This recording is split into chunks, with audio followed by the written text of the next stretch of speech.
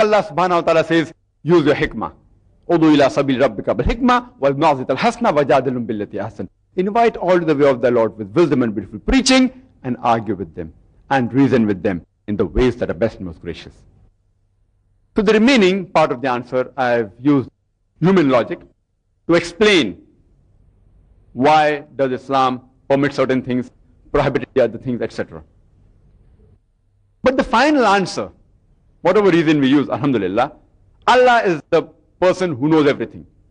The final answer is Allah subhanahu wa ta'ala, Allahu alam. He is the person who has the absolute correct answer. We use the help of Allah subhanahu wa ta'ala from the Quran and Sahih Hadith and supplement it with a hikmah.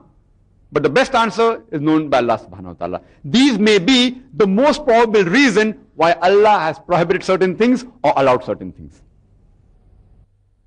And I would request that if every Muslim memorizes the answer to these 20 common questions, even if he is not able to convince a non-Muslim to accept Islam or make him realize the full truth of Islam, at least, inshallah, he will be able to remove the animosity in the mind of the non-Muslim. At least he will be able to neutralize him.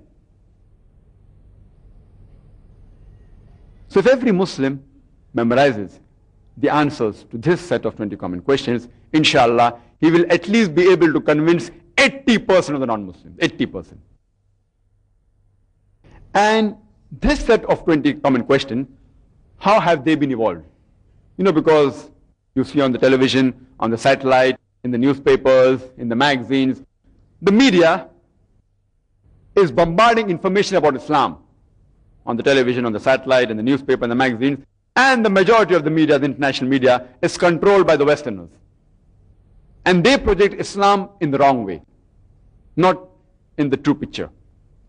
So these misconceptions are evolved around the mind of a non-Muslim by watching television programs, by reading newspaper, and whatever information they get from this media, they think that itself is Islam. So these 20 common questions are based on what the media portrays Islam as. This set of 20 common questions, a few decades earlier, they were different. After a few decades, they may change. So this 20 common question is applicable for this particular time. And alhamdulillah, whichever part of the world you travel, this set of 20 common questions remains the same. Alhamdulillah, by the grace of Allah subhanahu wa ta'ala, I have traveled to America, to Canada, to UK, to South Africa. Here I had come earlier, in Malaysia, in Gulf countries, Saudi Arabia, UAE. Alhamdulillah, the 20 common questions are the same. They remain the same throughout the world. As I said, they arise due to how the media portrays Islam as. There may be an additional one or two questions depending upon the culture of that area or depending upon the surrounding. For example, when I went to States, the common question was that why does Islam prohibit interest? Which may not come in the 20 most common question, but that's common to that particular locality. Or can we have the meat of McDonald's of USA, you know, with a halal or haram? These are additional common questions. And as Brother Arif Sultan said, even here in Singapore, there may be additional 2 or 3 questions. You know, depending upon the culture, like he said, the Malay person gets married, they feel that he should wear a particular dress or particular cap, otherwise the marriage doesn't take place. These are additional couple of questions depending upon the locality. But in spite of these additional questions, the 20 basic questions remain the same.